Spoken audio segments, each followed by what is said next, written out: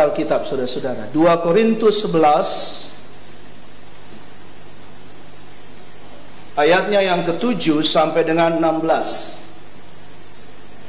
Saya akan baca ayat 7, kita akan respon Surya berlitani kembali, teman-teman, Bapak Ibu Saudara, ayat 8. Terus kita berbalasan hingga ayat 16, nanti kita sama-sama membalas. Demikian sabda Tuhan. Apakah aku berbuat salah jika aku merendahkan diri untuk meninggikan kamu? Karena aku memberitakan Injil Allah kepada kamu dengan cuma-cuma. Cuma-cuma tadi telah beramu dengan supaya aku dapat melayani kamu. Dan ketika aku dalam kekurangan di tengah-tengah kamu, aku tidak menyusahkan seorang pun, sebab apa yang kurang padaku dicukupkan oleh saudara-saudara yang datang dari Makedonia. Dalam segala hal aku menjaga diriku supaya jangan menjadi beban bagi kamu, dan aku akan tetap berbuat demikian. Demi kebenaran Kristus dalam diriku, aku berdasarkan bahwa kebenaran itu tidak akan diterima oleh siapapun di daerah-daerah Akhaya. Mengapa tidak? Apakah karena aku tidak mengasihi kamu? Allah mengetahuinya.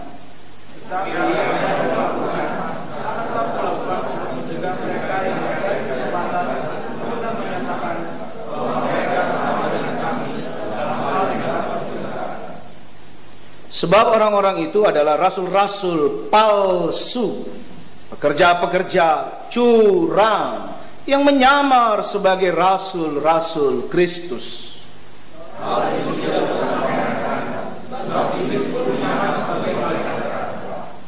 Jadi bukanlah suatu hal yang ganjil jika pelayan-pelayannya menyamar sebagai pelayan-pelayan kebenaran. Kesudahan mereka akan setimpal dengan perbuatan mereka. Mari bareng-bareng. Ku ulangi lagi, jangan hendaknya ada orang yang menganggap aku bodoh. Dan jika kamu demikian, terimalah aku sebagai orang bodoh, supaya aku pun boleh apa?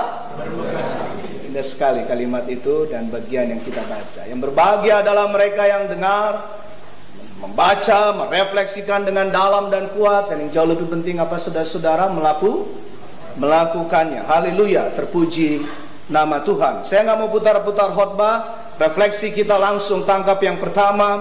Bagian ini kalau diperas, kristalisasinya adalah yuk berpegang pada kebenaran. Kita tahu kebenaran, tapi kita nggak pegang kebenaran. Kita ngerti bahkan kebenaran, tapi kita nggak lakukan kebenaran. Kita ngomong dengan verbal soal kebenaran, harusnya begini, harus begitu, idealnya begini, idealnya begitu. Tetapi betul-betul itu hanya sebuah jargon kan seringkali. Teman-teman, Bapak Ibu Saudara-saudara, umat Tuhan, Rasul Paulus masuk menerobos betul dengan suratnya. Bayangkan, ini surat diyakini secara historical, biblical, dikirim dari penjara. Tapi nggak sedikit pun ada tone, ada susah, ada galau, ada sungut-sungut, ada bete kalau anak muda sekarang bilang.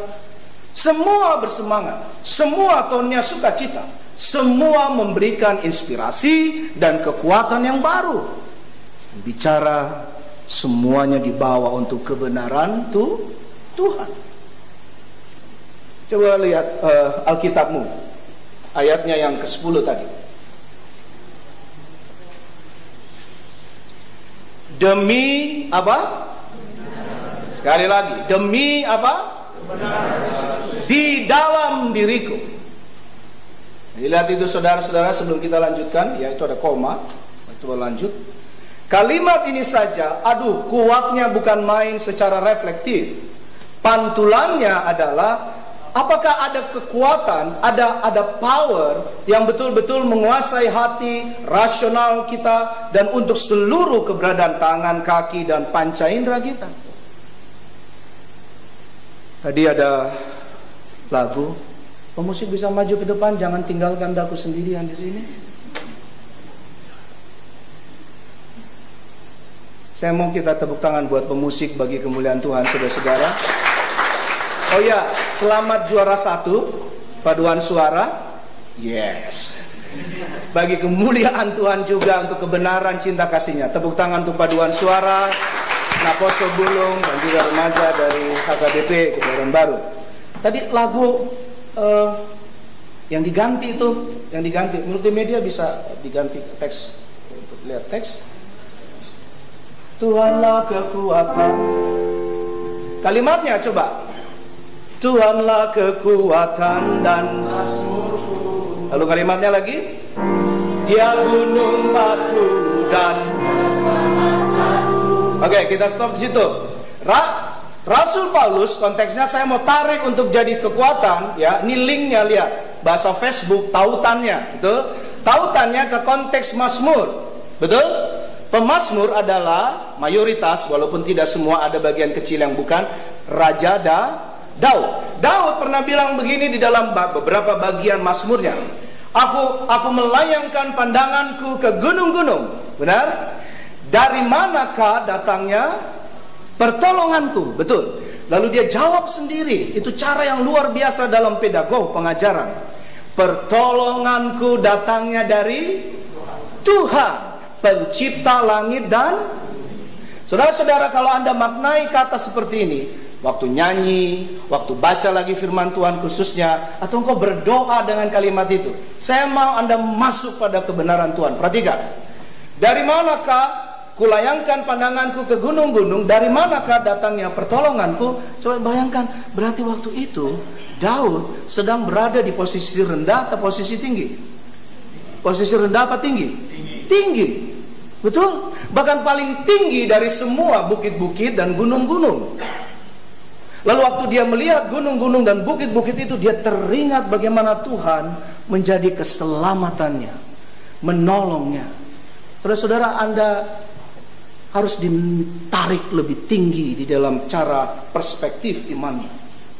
Kalau Anda melihat cuman kiri kanan saja, kadang-kala kita bilang, aduh Tuhan, habislah aku. Pacar belum punya. Ada yang teriak di depan. Kerjaan juga belum pasti. Gaji terlambat 3 bulan.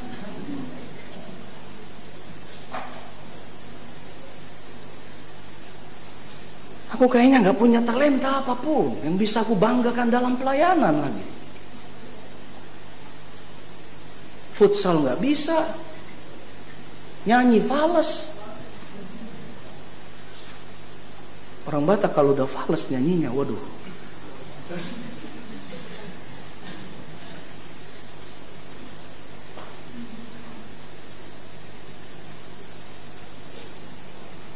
Tapi itu cara pandangmu, kawan-kawan, Bapak Ibu Saudara.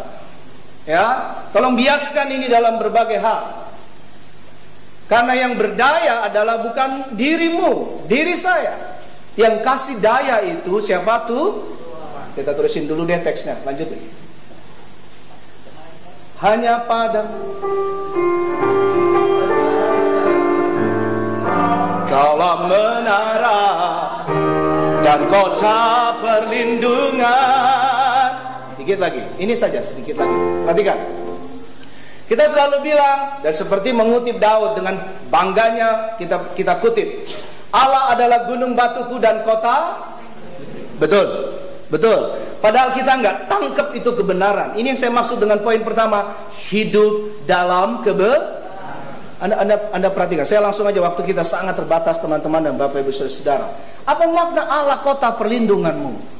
Apa makna sesungguhnya yang seharusnya kita miliki sebagai kebenaran itu, bahwa Allah gunung batiku. Oh, gini Pak Pendeta, bahwa Allah adalah penyelamatku, perlindunganku. Jadi Allah di depanku, kalau musuh datang nggak bakal bisa nyerang aku. Kan gitu, betul?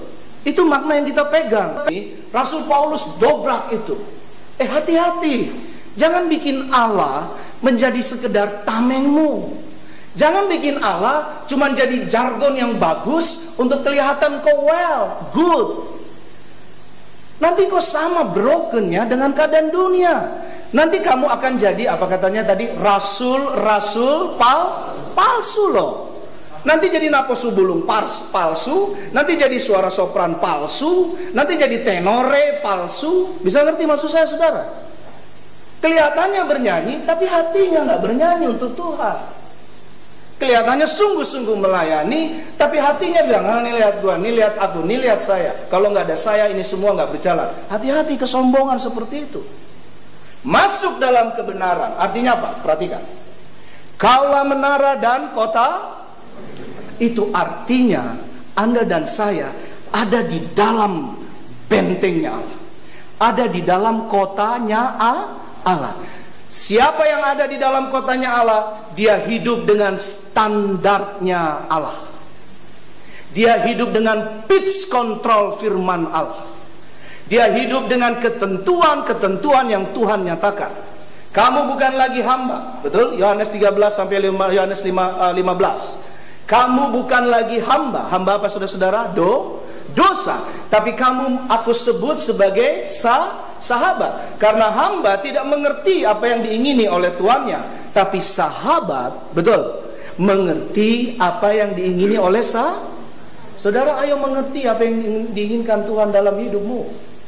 Jangan jadi seonggok daging yang cuman warawiri aja, repot, berangkat pagi pulang sore dalam kerja, atau berangkat pagi pulang agak siang atau juga sore untuk studi, kuliah dan pelajaranmu. Ayo memiliki kebenaran itu. Apa itu? Anda dan saya ada di dalam kotanya Allah. Artinya bukan hanya cuman minta dilindungi oleh Tuhan, Allah akan pasti melindungimu. Pasti. Tapi Tuhan mau hari ini, dan ini kebenaran yang sesungguh-sungguhnya dalam firman Tuhan. Kita harus hidup seturut dengan firman Tuhan. Itu maksudnya anggota berada dalam kota pelindung Allah. Terusin dulu dikit. Yuk nyanyi. Ku mau selalu bersyukur sebab cintamu padaku takkan pernah berubah. Hatiku percaya walau bumi bergoncang, gunung-gunung berantak, namun kasih setiamu tak pergi dariku. Allah mengasihimu teman-teman, Bapak Ibu Saudara. Allah terus akan memberkatimu. Yang Tuhan minta adalah apa? Akhir September tadi diumumkan, dalam doa juga tidak kita dengar, akan ada parheheon, betul ya? Saudara, parheheon itu sebuah kebangkitan, itu sebuah pembaruan. Jangan cuma jargon parheheon, tetapi sungguh-sungguh bangun. Saya rindu ada hal-hal yang baik dan indah dari persekutuan, khususnya ibadah sore di HKBP Kebayoran Baru ini. Saya rindu ada angkatan muda Tuhan yang berani untuk siap dipakai dalam hadirat Tuhan untuk kemuliaan nama Tuhan. Saya rindu engkau bisa bicara dengan tulus, mengatakan ya kalau ya, tidak kalau tidak. Dan kau berani untuk mengatakan apa yang baik dan benar dalam Tuhan. Saya rindu ada seorang naposo yang betul-betul berkata, aku lakukan ini Tuhan, apalagi yang belum. Apa yang kurang Tuhan? Apa yang belum aku persembahkan untuk HKBP Kebayoran Baru? Apa yang belum aku berikan di dalam kebersamaan Naposo Bulung dan juga pelayanan Tuhan di sini, sekolah minggu sampai dengan lansia? Apa yang belum aku persembahkan sebagai sebuah kebenaran? Nah, kalau Anda hidup seperti ini, saudara-saudara dan teman-teman, Anda hidup di dalam firman Tuhan. Saya gambar di depan.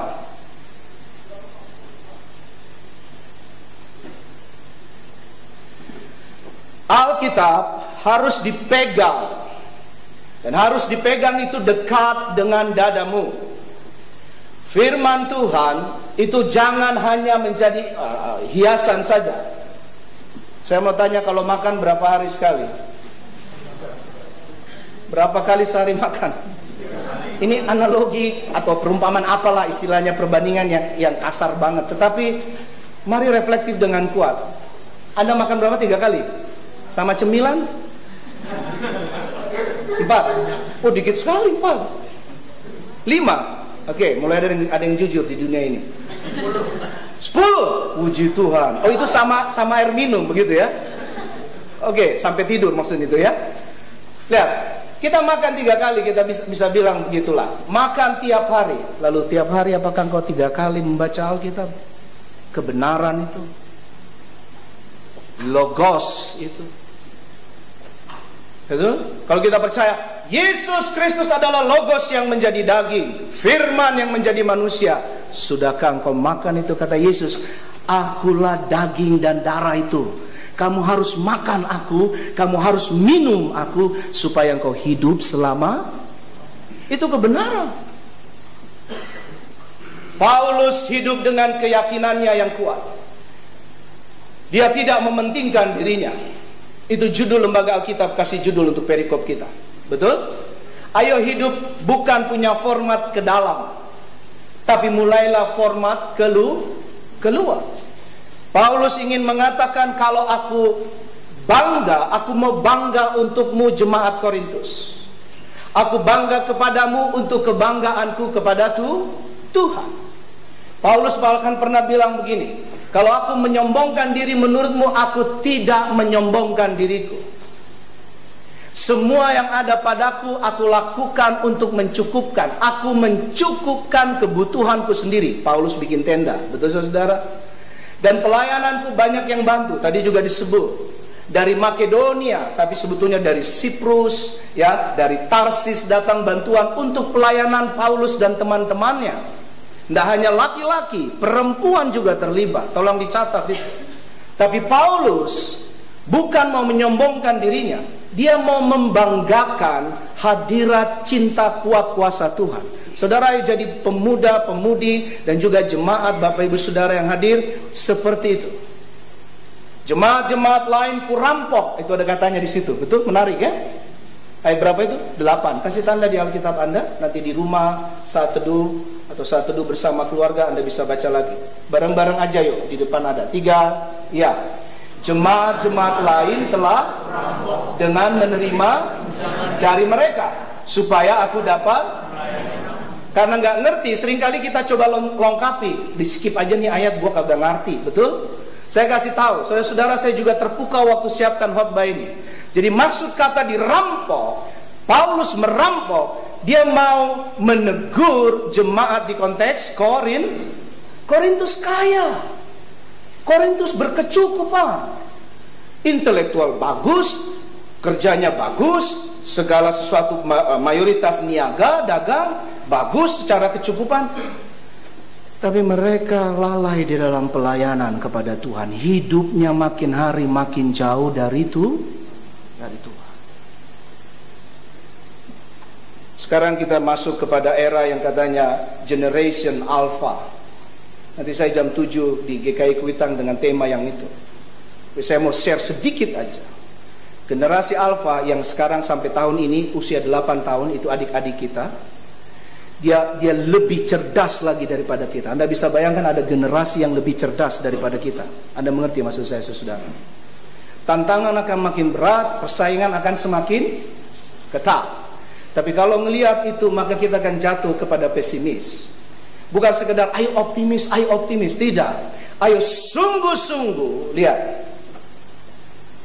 Kalau engkau nggak makin dekat sama Tuhan, kalau engkau tidak mau ditegur oleh Rasul Paulus dan firman Tuhan melalui Rasul Paulus hari ini, saudara-saudara, kita akan hanya menyombongkan generasi kita, ya, keberadaan kita, apa yang kita capai hari ini, dan kita lupa bahwa semuanya itu harus dikembalikan untuk kemuliaan nama Tuhan. Jangan lupa diri, jangan lupa hati. Ayo berani siap untuk masuk bahkan dalam penderitaan Tuhan. Karena sebuah kehormatan, dengar ini saudara dan teman-teman, berhenti sebentar, dengar apa yang saya katakan. Refleksi yang kita angkat dari surat Rasul Paulus pada jemaat Korintus adalah sebuah kehormatan kalau Anda dan saya masuk dalam penderitaan Kristus. Kalau Anda tuh menyatakan apa yang benar, lalu kemudian engkau tidak dipromosi, itu yang Tuhan ingin sesungguhnya. Bukan cari-cari masalah, tidak. Tapi tidak takut untuk menyelesaikan masalah.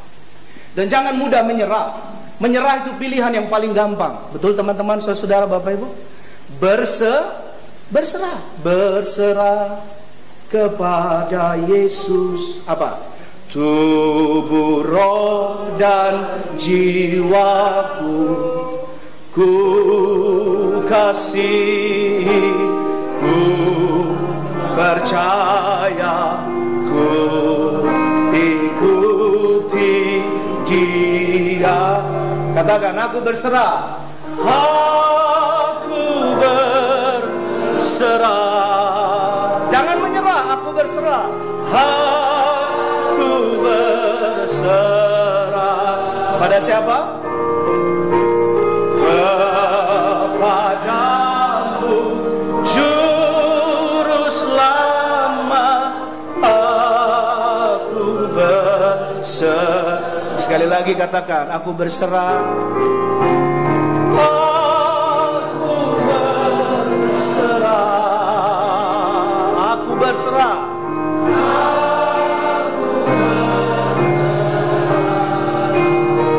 Pada Kristus, kepadamu,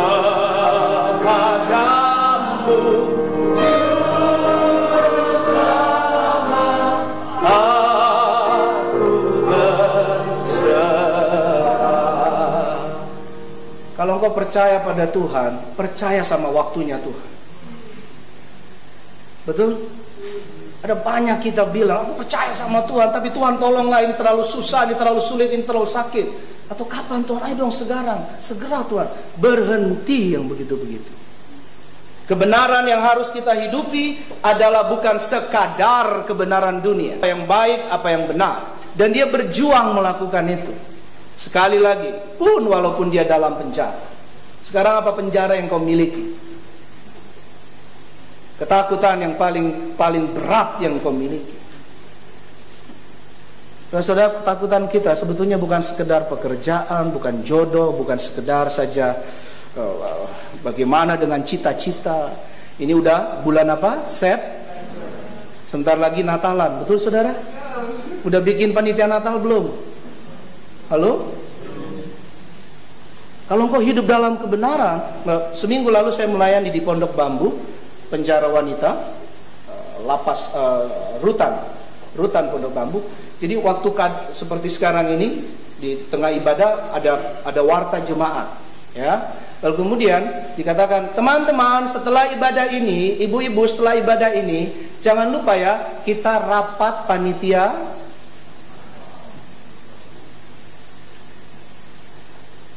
Saya melayani di banyak penjara. Izinkan saya share ini, saudara. Saya menghadirkan situasional ini supaya kita betul-betul orang-orang dalam penjara memiliki kehausan, kerinduan, kangen sama kebenaran firman. Mereka haus betul, mereka lapar betul. Tapi apakah iya harus kita di penjara dulu? Betul saudara? Bisa mengerti maksud saya? Penjara kita yang paling adalah sungguh-sungguh melakukan apa yang kita tahu. Itu penjara kita. Itu beban yang paling berat sesungguhnya. Ya, ada ungkapan walk your talk. Betul? Do what your preach. Lakukan apa yang kau katakan, lakukan apa yang kau khotbahkan. Itu untuk saya itu paling awal. Tapi walk your talk maksudnya lakukan apa yang kau nyatakan dan engkau betul-betul sudah ketahui. Kalau tidak, saudara-saudara, maka kita akan terdistract. Banyak sekali godaan, cobaan untuk kita tetap di jalur kebenaran Tuhan. Terus setia, terus taat sebagai anak muda. Kalau ku hidup buat siapa? Bagimu. Ini lagu akan dinyanyikan kalau nggak salah nanti ya. Kita nyanyikan dulu refrennya saja. Dikatakan kan, mataku tetap memandangmu, hatiku tetap menyembah. Dunia nggak bisa Tuhan menjauhkan aku. Anda tahu saudara, itu kalimat siapa? Salah satu yang terbesar, salah satu Rasul Paulus. Apakah yang bisa memisahkan kita dari damai sejahtera Tuhan? Sakit, penyakit, kematian, pedang katanya? Bukan, tidak ada. Tidak ada yang memisahkan kita. Kita nyanyikan dulu. Kalau ku hidup bagimu, hatiku tetap menyembahmu. Dunia tak bisa menjauhkanku dari kasih-Mu.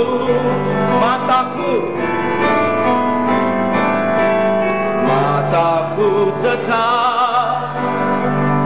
tetap memandang-Mu.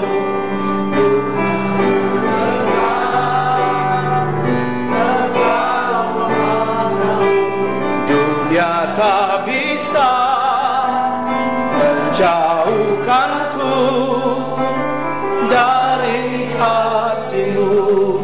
Masih mengalun?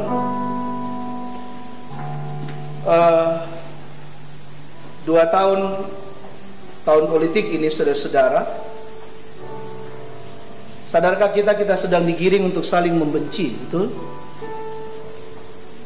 Ancaman perpecahan. Tapi saya mau bilang ini, teman-teman, sebetulnya dunia juga sedang digiring untuk saling membenci. Bukan soal Amerika sekedar, bukan sekedar beberapa negara saja, bukan. Hampir seluruh negara dan suku bangsa. Teman-teman, saya mau ajak menutup reflektif dan khotbah ini. Yuk kembali ke kebenaran firman Tuhan. Matius 22:37-40 bilang, kasihlah Tuhan Allahmu dengan segenap. Betul saudara?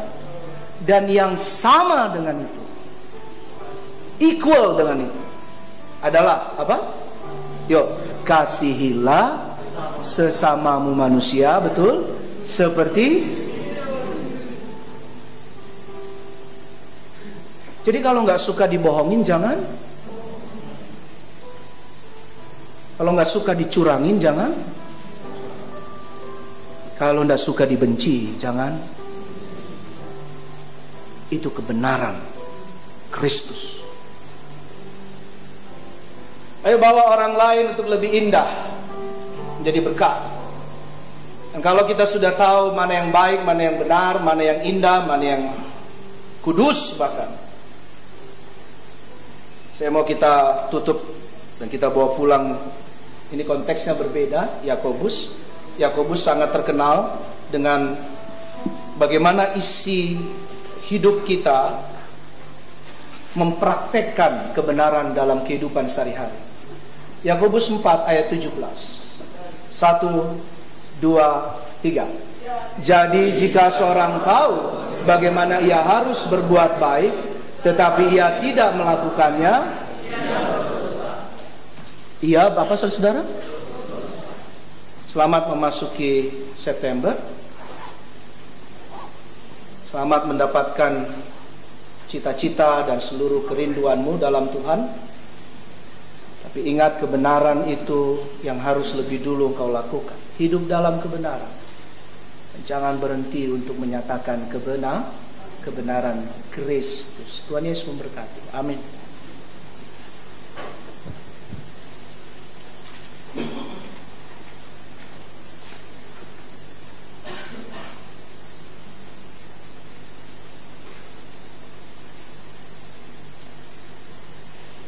Kami malu Tuhan di hadapan-Mu, karena ketika kami melihat siapa diri kami sesungguhnya, Kau begitu baik, tetapi kami kurang responsif akan kebaikan, rahmat, berkat, bahkan penyelamatan-Mu Tuhan.